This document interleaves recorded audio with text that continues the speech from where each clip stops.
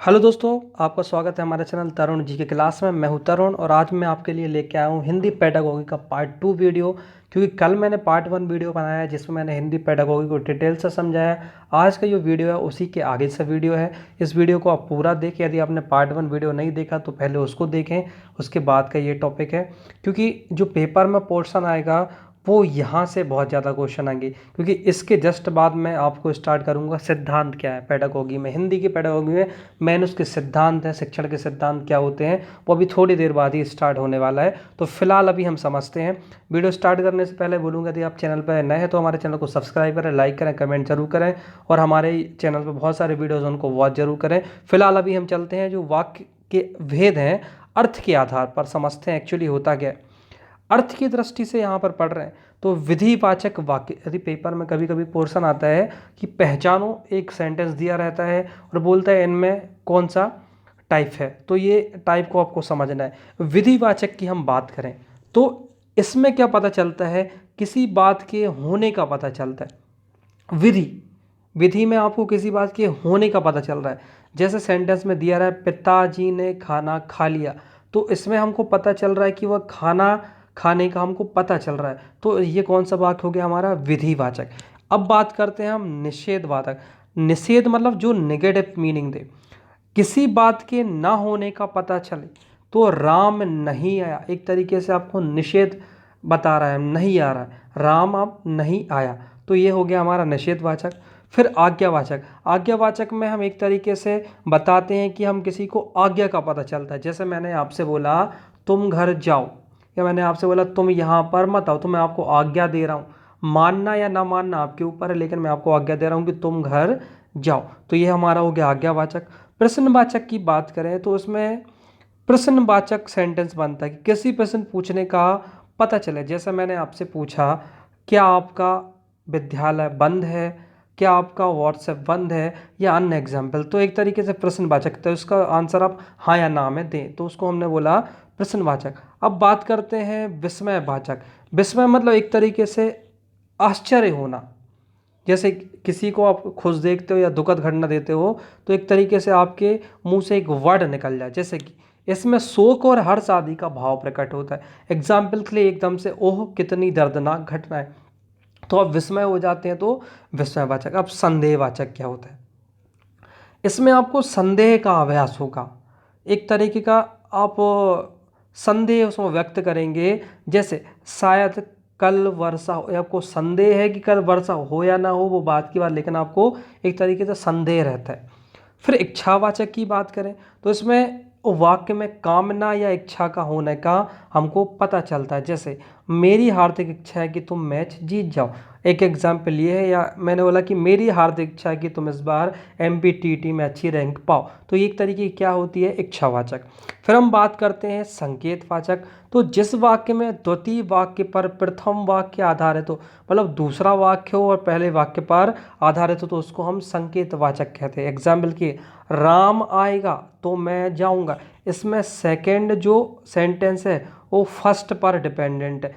तो मैं आऊँगा ये सेकंड अपने आप में पूर्ण नहीं है, लेकिन मैं पूरा पढ़ूंगा राम आएगा, यदि राम आया तो मैं जाऊंगा, मतलब सेकंड किस पे डिपेंडेंट है, फर्स्ट सेकंड पे। तो ये हो गया हमारा संकेतवाचक। ये अर्थ की दृष्टि से पढ़ रहे थे फ्रेंड्स, ये पहचानने आते हैं, 1 या 2 नंबर के क्वेश्चंस आ सकते हैं, बड़े ईजी होते हैं, लेकिन उनको आप ध्यान से समझें। प्रैक्टिस सेट की हम थोड़े से दिन बाद प्रैक्टिस स्टार्ट करेंगे। फिलहाल हम आगे समझते हैं क्या है।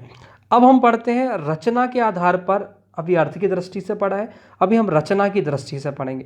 तो रचना की दृष्टि से हम पढ़ेंगे कितने टाइप के होते हैं, तो याद रखिएगा रचना के आधार पर वाक्य होते हैं 3। और ये एमपीएसआई में इससे पोर्शन से आए, कई बार ये टॉपिक आया है, तो अभी चांसेस है कि एमपीटीटी में भी आ सकता है। साधारण सा एक सेंटेंस दिया रहेगा, पहचानने के आ सकता है कि बताइए इनमें से कौन सा ये आधार पर ये वाक्य है। तो समझते हैं कि साधारण वाक्य क्या होता है। साधारण वाक्य से तात्पर्य है कि इस प्रकार के वाक्यों में एक ही क्रिया का समावेश हो। जैसे वह पूजा कर रहा है, एक सिंपल सा सेंटेंस है, मतलब साधारण से वाक्य कि वह पूजा कर रहा है। जैसे मैं जा रहा हूँ, मैं कल आऊँगा, एक तरीके के साधारण वाक्य।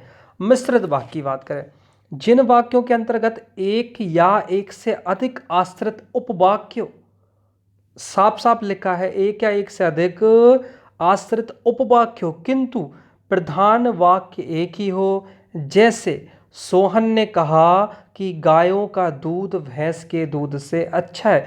तो एक तरीके से वाक्य के उपवाक्य हैं और दोनों ही क्या होते हैं, एक तरीके से आश्रित है। किसने कहा? सोहन ने कहा गाय का दूध भैंस के दूध से अच्छा होता है।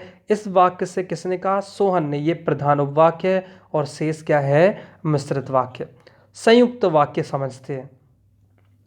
संयुक्त वाक्य की बात करें तो जिन वाक्यों में दो या दो से अधिक प्रधान उपवाक्य हो, समझिएगा, मिश्रित में एक प्रधान उपवाक्य था और संयुक्त में दो या दो से अधिक भी प्रधान उपवाक्य होंगे और आश्रित उपवाक्य हो या ना हो, ऐसे वाक्य हम संयुक्त वाक्य कहेंगे।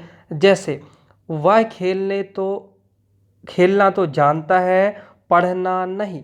इसमें क्रिया दो है, खेलना और पढ़ना, किंतु कर्ता क्या है? एक ही है और दोनों प्रधान उपवाक्य पर विभाजन से जुड़े हैं तो संयुक्त वाक्य कहलाते हैं। जैसे तात्पर्य एक अलग एग्जाम्पल से समझे कि यदि वो आएगा, या कुछ भी समझ लेते, यदि वो आएगा तो मैं जाऊंगा, यदि वो आएगा तो मैं जाऊंगा, तो इसमें कौन सा जुड़ रहा है? संयुक्त। तो से जुड़े हैं दोनों, यदि वो आएगा तो मैं जाऊंगा। तो इस तरीके से आपको वाक्य मतलब कि सिंपली है तीन, साधारण, मिश्रित और संयुक्त। इनको एग्जाम्स में आते हैं पूछने के लिए इनमें से कौन सा वाक्य।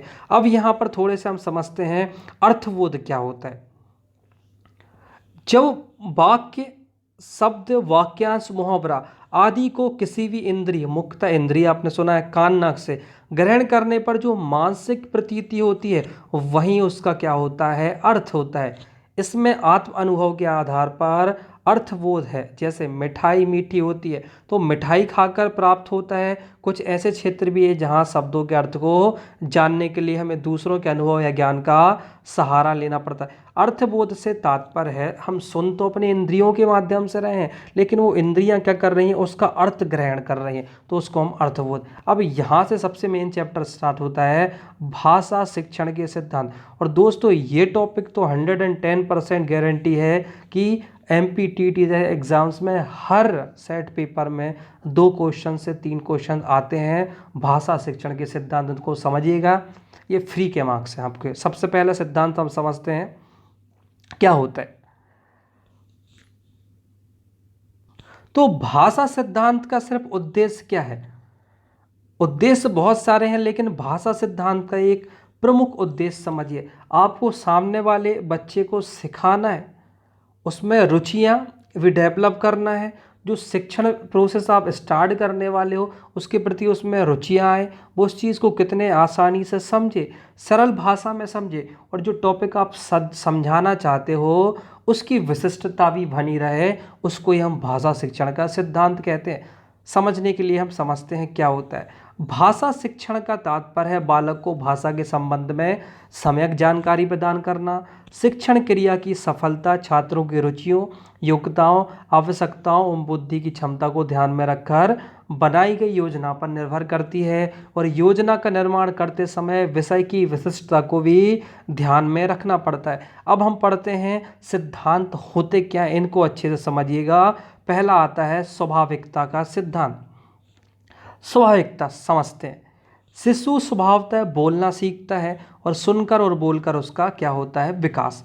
भाषा मनुष्य की स्वाभाविक शक्ति है और आरंभ में भाषा के सीखने में शिशु द्वारा कोई विशेष प्रयास या अभ्यास नहीं करना पड़ता है। वो अपनी माता से स्वाभाविक रूप से मातृभाषा का अर्जन करता है। इसके अलावा अन्य भाषाओं को भी लोगों के संपर्क में आते रहने से सीखता है। यह सिद्धांत बालकों पर पूर्णतः लागू होता है क्योंकि बालक में स्वतः स्फूर्ति शक्ति के माध्यम से सीखने की योग्यता है। स्वाभाविकता का सिद्धांत कहता है कि जो बच्चा होता है वो बोलना एक तरीके से स्वाभाविक रूप से सीखता है।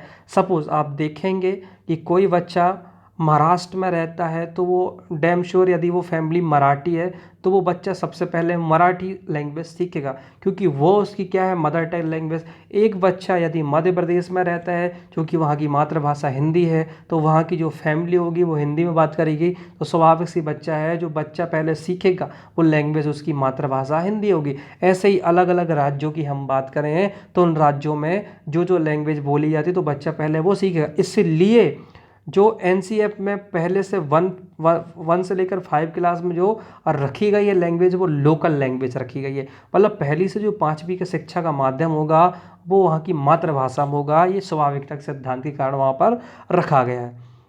नेक्स्ट होता है अनुकरण का सिद्धांत। अनुकरण से तात्पर्य है किसी को फॉलो करना। देखते हैं कैसे। अनुकरण का सिद्धांत है कि भाषा शिक्षण में अनुकरण का विशेष महत्व है और शैशवावस्था से ही बालक की अनुकरण प्रवृत्ति विकसित होने लगती है और किशोर अवस्था तक परिलक्षित होती है।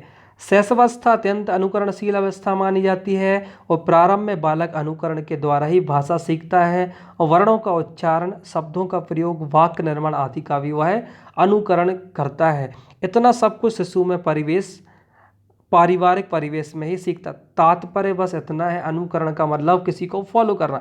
जैसे मैं बात करता हूँ कि एक बच्चा छोटा है, अब यदि आप उसके सामने एक अच्छे बिहेवियर से आप लैंग्वेज बोलेंगे तो वो बच्चा एक अच्छे से सीखेगा, क्योंकि वो अनुकरण के सिद्धांत पे काम कर रहा है। इसी जगह आप यदि किसी गांव की लैंग्वेज में उससे बात करते हैं, बुंदेलखंडी, वगेलखंडी या जो भी लैंग्वेज आप उसके सामने बोलेंगे, तो बच्चा सबसे पहले अनुकरण करके, वही बच्चा नहीं तर्क कर पाता कि लैंग्वेज की बोली कैसी है कि कैसी, वो तो बस जैसा उसके आजू बाजू का वातावरण, घर का वातावरण होता है, उन्हीं शब्दों को वो अपनी डिक्शनरी में जोड़ लेता है और उनका प्रयोग करना सीख जाता है। ये अनुकरण का सिद्धांत बोलता है। फिर स्वतंत्रता का सिद्धांत देखते हैं क्या बोलता है। स्वतंत्रता के सिद्धांत से तात्पर्य है कि स्वतंत्र वातावरण में सीखने के लिए बालक को अत्यधिक प्रयत्न करने की आवश्यकता नहीं होती।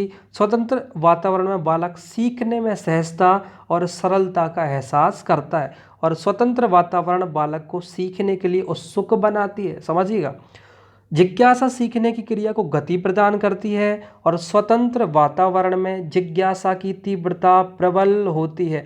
वैसे ही बालक जिज्ञासु होता है और यही जिज्ञासा बालक को सीखने के लिए प्रेरित करेगी। अब तात्पर्य बस इतना है कि हम बात कर रहे हैं स्वतंत्रता का सिद्धांत। एक बच्चा है, यदि आप उसको एक ऐसा एटमॉस्फेयर प्रोवाइड कर दो जहाँ पर उसको ज़्यादा से ज़्यादा वर्ड बोलने की स्वतंत्रता हो, तो वो बच्चा ईजिली तरीके से उस भाषा को या उन शब्दों को सीखना प्रारंभ कर देगा। लेकिन इसी प्रकार यदि आप बच्चे को बहुत ज़्यादा परतंत्रता माहौल, जैसे कि उसको बहुत मारते पीटते हैं और उसको सिखाने पे जोर देते, तो बच्चा नहीं सीखता। क्योंकि ये स्वतंत्रता का सिद्धांत बोलता है कि जब बच्चा स्वतंत्र रहेगा तो उसके अंदर जिज्ञासा उत्पन्न होगी और जिज्ञासा के दौरान वो जो रुचिपूर्ण शब्द हैं उनको जल्दी जल्दी सीख जाएगा। जैसे आपने स्कूल में देखा होगा कि वहाँ पर वाद विवाद की, अंताक्षरी या वार्तालाप की प्रतियोगिता क्यों रखाई जाती है, क्योंकि बच्चा ज़्यादा से ज़्यादा वर्डों को अपनी डिक्शनरी में जोड़े और उनका उपयोग करना सीख जाए। स्वतंत्रता का सिद्धांत बोलता है। नॉर्मली आगे चलते हैं, मौखिक लेखन का सिद्धांत क्या बोलता है समझिए।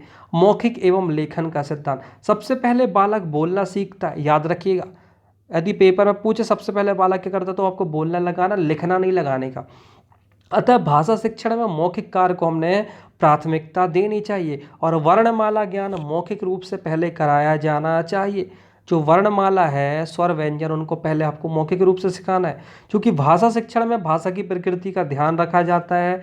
अतः मौखिक कार्य पहले होना चाहिए और मौखिक कार्य के बाद बच्चे को आपको लिखना सिखाना चाहिए। सिंपली ये है कि आप जब MPTT में सिलेक्टेड हो जाते हैं और जब फर्स्ट बार आप क्लास लेने जाएंगे और फर्स्ट क्लास के बच्चे को पढ़ाएंगे, तो आप उसको जो सिखाना चाहते हैं वर्णमाला, वो पहले आप लिखवा के नहीं सिखाएंगे, पर पहले आपको उसको सिखाना है कि आ क्या होता है, बड़ा आ क्या होता है, ई क्या होती है, बड़ी। तो पहले बच्चा मौखिक कार्य करेगा। जब मौखिक वर्णमाला सीख जाएगा तो उनको आपको धीरे धीरे लेखन कार्य में भी लगाना है। तो पहले आपको मौखिक लगाना है। बोलने और लिखने में सामंजस्य का सिद्धांत क्या बोलता है कि बालक बोलने की क्रिया सबसे क्या करता है, पहले सीखता है और लिखना बाद में, लेकिन दोनों में एक समीपता का होना आवश्यक है। याद रखिएगा, ऐसा नहीं कि आप उसको सिर्फ बोलना सिखा रहे हो, उसको बीच में लिखना भी सिखाना है, क्योंकि दोनों में समीपता है। और शिक्षण में बोलने और लिखने को हम पृथक नहीं समझना चाहिए और ना ही इसका शिक्षण अलग अलग करना चाहिए। वैसे भी शिक्षण में मौखिक और लिखित कार्यों में सामंजस्य होता है। बच्चों में वर्तनी एवं लिपि में अनेक अशुद्धियां पाई जाती हैं और जो आगे की कक्षा तक बनी रहती हैं। इसका प्रमुख कारण है कि बोलने और लिखने में सामंजस्य का अभाव रहा। इसको हम शॉर्ट में समझते हैं कि एक्चुअली ये सिद्धांत बोल, आपने एक चीज़ नोटिस किया होगी, कुछ बच्चों की राइटिंग बड़ी अच्छी होती है और कुछ लोगों की राइटिंग थोड़ी सी गड़बड़ होती है। उसका रीज़न क्या है, जब वो बच्चा छोटी क्लासेस में था तो उसने उस टाइम लिखने की और अच्छे से लिखने की प्रैक्टिस नहीं की। वो लिख तो रहा था, लेकिन जो टीचर या उसके घर में माहौल था, यदि उसको बचपन से ही वो अच्छे से उन अक्षर को बनाना सिखाते तो बच्चे की जो राइटिंग थी वो अच्छे से डेवलप होगी। तो याद रखिएगा, तो आपको सिर्फ बच्चे को बोलना नहीं सिखाना है, उसको लिखना भी अच्छी लिखावट में सिखाना है। यदि बच्चा जो वर्ड बना रहा है वो गड़बड़ बनाता है, उसको हाथ पकड़ के प्रैक्टिस कराइए, धीरे धीरे प्रैक्टिस कराइए, क्योंकि यदि उसका जो आधार बना रहेगा कि वो आगे की कक्षा में वही चलता रहेगा कि आगे चल के वो लिखने में उसकी लिखावट जो है सुंदर नहीं आएगी। याद रखिएगा।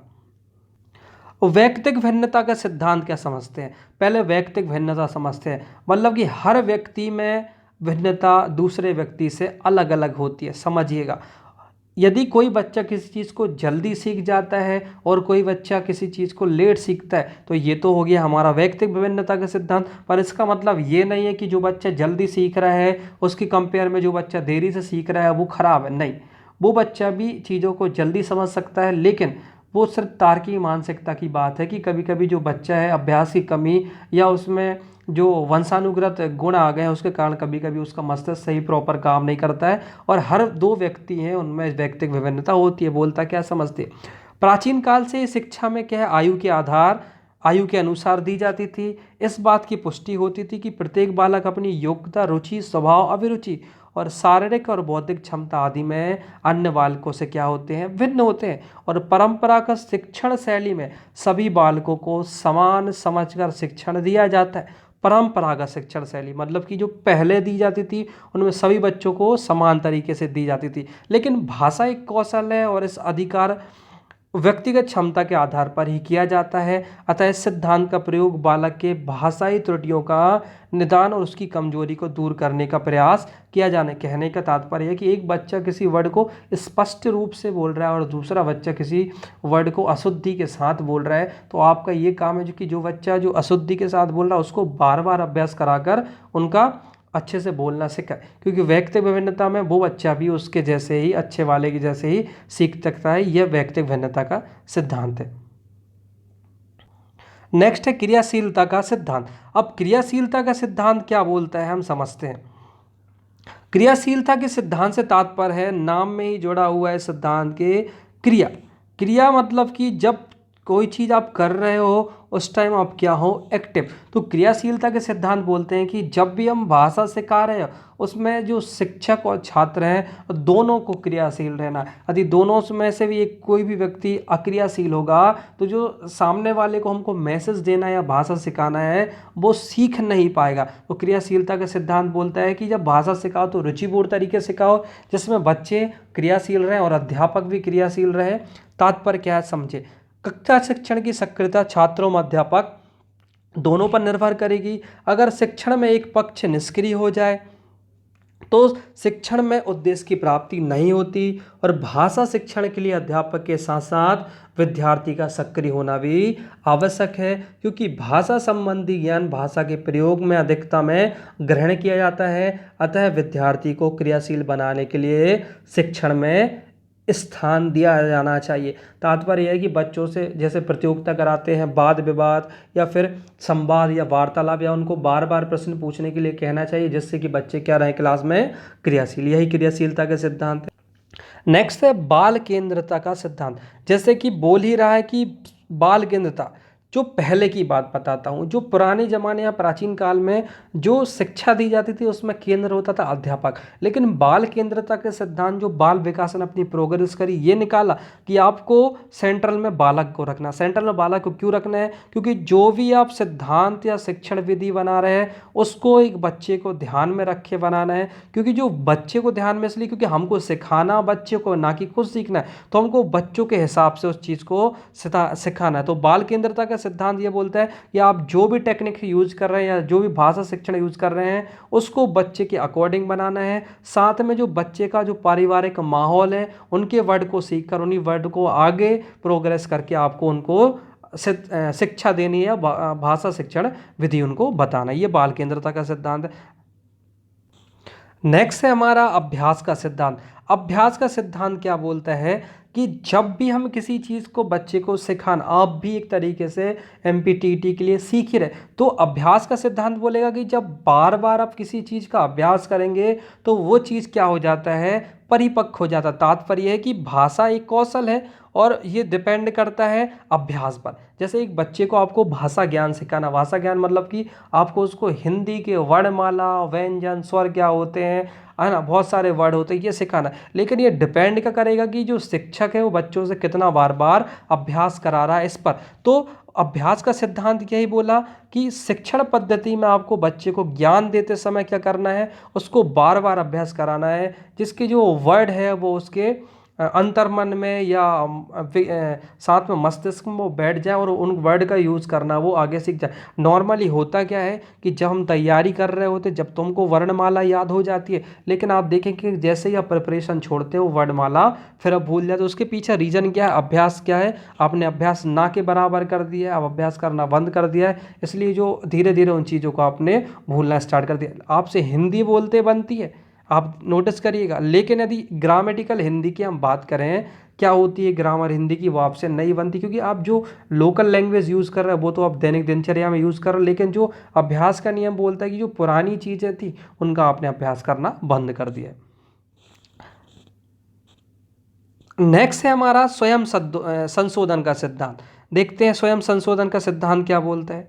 स्वयं संशोधन का सिद्धांत चूंकि सेंटेंस में जुड़ा हुआ है, स्वयं संशोधन मतलब आप खुद ही उस चीज़ को अपडेट कर रहे हैं। देखते हैं कैसे, क्योंकि बच्चा जब छोटा होता है तो आपने देखा होता है बच्चा धीरे धीरे तोतलेपन में बात करता है, लेकिन थोड़े दिन बाद हम नोटिस करते हैं जब वो बाह्य समाज से जुड़ता है तो धीरे धीरे उसका जो तोतलापन था वो ऑटोमेटिकली चला जाता है। उसके पीछे रीजन क्या है, वो उस चीज़ को स्वयं अपडेट कर रहा है। मतलब कि बच्चा प्रारंभ में तो शब्दोच्चारण में त्रुटियां कर रहा है, लेकिन दूसरे बच्चे जब उसको चढ़ाते हैं, व्यक्ति चढ़ाते हैं, तो धीरे धीरे वो शुद्ध उच्चारण सुनकर अपने आप में उस चीज़ का संशोधन कर लेता है। इसी को हमने स्वयं संशोधन का सिद्धांत बोलता है। नेक्स्ट देखते हैं बहुमुखी प्रयास का सिद्धांत क्या बोलता है। अब बहुमुखी प्रयास का सिद्धांत क्या कहता है, नाम में जुड़ा हुआ है बहुमुखी, मतलब कि जैसे मैं बात करूं, मैं आपको हिंदी पढ़ा रहा हूं, मैं हिंदी का अध्यापक हूं, तो मेरा काम है आपको हिंदी की शिक्षण पद्धति पढ़ाना। लेकिन साथ में यदि दूसरा एक अध्यापक आता है, एक विज्ञान का अध्यापक है, तो इसका मतलब ये नहीं कि वो विज्ञान का अध्यापक है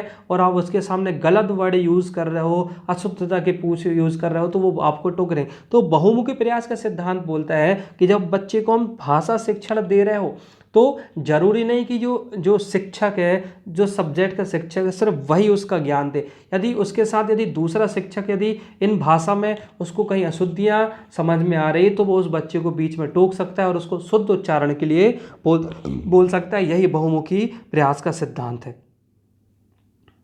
दोस्तों यहाँ पर हम बात कर रहे हैं शिक्षण सूत्रों के प्रयोग का सिद्धांत। शिक्षण सूत्र में आप पढ़ेंगे ज्ञात से अज्ञात, अज्ञात से ज्ञात और बहुत सारे सिद्धांत हैं। तो शिक्षण सूत्र सिर्फ बनाए इसलिए गए थे कि जब बच्चे को आप किसी चीज़ को समझाना चाहते हो तो शिक्षक का मुख्य काम है उसको इस तरीके समझाए, इतने अच्छे से समझाए कि वो टॉपिक जो है उसका धीरे धीरे क्लियर हो जाए। तो इसलिए उन्होंने कुछ शिक्षण सूत्र बनाए, उन सूत्रों को हम डायरेक्टली समझते हैं। सबसे पहला होता है ज्ञात से अज्ञात की ओर, नाम में ही जुड़ा है ज्ञात से अज्ञात की ओर। तो जो बात विद्यार्थी जानता है उसके आधार पर अज्ञात वस्तुओं की जानकारी देना। जैसे बच्चा प्रकाश तो जानता है कि प्रकाश क्या होता है, लाइट क्या होता है, लेकिन वह यदि सूर्य को नहीं जानता तो प्रकाश के माध्यम, प्रकाश तो ज्ञात है तो बताना पड़ेगा ये प्रकाश कहाँ से, तो ज्ञात से अज्ञात का आपको एग्जाम्पल देना हो। मूर्त से अमूर्त की ओर, मूर्त मतलब होता है जो चीज़ आपको दिख रही हो, और अमूर्त से तात्पर्य उस मूर्त के बारे में आप चिंतन कर सकते हैं जो हमको दिख नहीं रहती, वो हम सिर्फ मानसिक रूप से कर सकते हैं।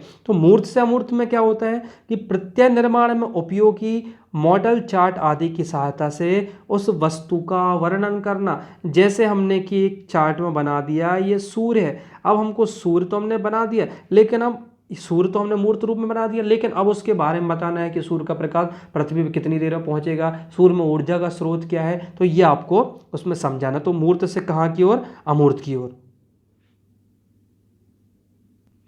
अब नेक्स्ट आते हैं सरल से कठिन। सरल से कठिन से तात्पर्य है कि सरल शब्दों, वाक्यांशों और वाक्यों, मुहावरे आदि की शिक्षा पहले देना चाहिए, उसके बाद कठिन पदों का ज्ञान। तात्पर्य है कि यदि आप किसी को हिंदी की ग्रामर पढ़ा रहे हैं तो पहले आपका तात्पर्य अलंकार नहीं पढ़ाना, क्योंकि अलंकार जो टॉपिक क्या वो टफ है। सबसे पहले आपको बच्चे जो भी किसी को पढ़ा रहे हो बच्चे को, तो उसको आपको बताना है कि सबसे वर्णमाला, क्योंकि वर्णमाला ईजी होती है। वर्णमाला के बाद आपको जो मुहावरे लोकोक्ति जिसमें इंटरेस्ट ज़्यादा होता है उनको समझाना। फिर धीरे धीरे जब बच्चा सीखने लगे तो आपको कठिन स्तर पर आना। तो ये सरल से कठिन का और सिद्धांत बोलते हैं। पूर्ण से अंश की हो, सबसे पहले क्या, पहले हम संपूर्ण पद कविता या गद्य खंड का वाचन हो, फिर उसके खंड वाचन हो। तात्पर्य ये है कि आपने स्कूल में देखा होगा कि टीचर बोलता था खड़े हो जाओ और उस वाक्य को पढ़ो, तो वो पहले एक तरीके से आपको पढ़ना सिखा रहा है उस गद्य के बारे में, और जब आप गद्य पढ़ना सीख गए तो उसका मीनिंग बताता है, साथ में जो उसमें जो खंड होते हैं उनका फिर से बार बार वो वाचन कराता है। यह पूर्ण से अंश की ओर का है। विश्लेषण से संश्लेषण का सिद्धांत क्या बोलता है, सप्त वाक्य भाव या अर्थ का विश्लेषण करने के बाद उनका संश्लेषण करके एक स्पष्ट सामान्य विचार बनाने के लिए छात्रों को उन्मुख करें। किसी भी चीज़ पे पहले हमने विश्लेषण किया बहुत डीपली, और फिर संश्लेषण में हमको बताना है कि शॉर्ट में हम एक तरीके से आपको उस चीज़ के शॉर्ट में मीनिंग पूछे तो बताओ, आप उसका डिस्क्रिप्शन बड़े शॉर्ट में दो। जैसा तात्पर्य एग्जाम्पल के लिए ये है कि मैंने आपको एक 3 घंटे की मूवी दिखाई, तो ये हो गया विश्लेषण। फिर उसके बाद मैंने बोला चलो इस मूवी में लास्ट में अब छोटा सा एक कहानी बना के समझा दो, तो ये हो गया हमारा संश्लेषण। इसमें छात्र में क्या रहता है, वो छात्र इंटरेस्टिंग तरीके से देखता है। तो जब संश्लेषण में आपको डिस्क्रिप्शन बताएगा तो आपको डिस्क्रिप्शन समझ के आ जाएगा कि छात्र उत्सुकता के साथ से वो चीज़ को समझ रहा था कि नहीं। अब प्रकृति का अनुसरण क्या होता है समझते हैं। जब बालक एवं वातावरण को ध्यान में रखकर सिखाया जाना चाहिए, क्योंकि भाषा सीखने में प्राकृतिक पर्यावरण और बालक की प्रकृति का विशेष महत्व होता है। और विशेष से सामान्य का सिद्धांत बोलता है कि व्याकरण की शिक्षा में इसका विशेष महत्व है।